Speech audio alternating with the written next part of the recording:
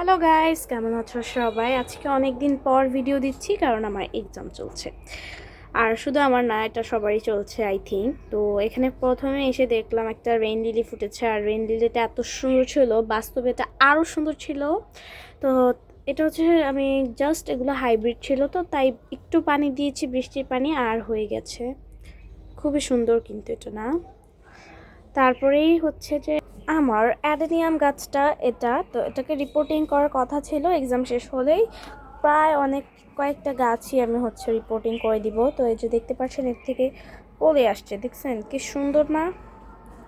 মার্শাল্লাহ, কলে আসতেছে কিন্তু এটা থেকে। হ্যাঁ, এইগুলো মনে হয় শীতের সিজনে ফুটে আর কি। এই যে এগুলো গরমেও ফুটে, শীতেও ফুটে। তো চলেন আরেকটা দেখাই আপনাদের। এটা দেখলে আই হোপ আপনারা অনেক বেশি খুশি হবে।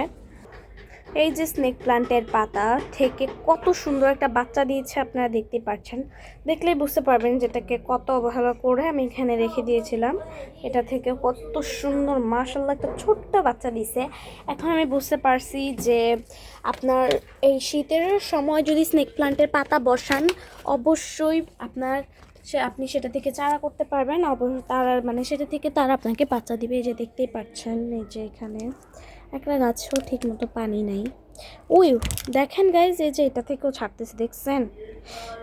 অবস্থাটা দেখছেন, একদম ফাটায় ফোটায় ফেলতেছে। আমার এই গাছগুলো থেকে এখনো কোনো বাচ্চা দিতেছে না। যে প্লান্টেরও পাতা ছাড়তে ছাড়তে অনেক বেশি সময় লাগতেছে, আর এগুলার পাতার সাইজ যত মাশাআল্লাহ এত বড় হয়েছে, কি বলবো। প্রত্যেকটা পাতার সাইজে কিন্তু অন্যান্যগুলোর তুলনায় খুবই বড় হয়েছে। ভিডিওটা ভালো লাগে থাকলে লাইক, কমেন্ট, শেয়ার করুন। বাই।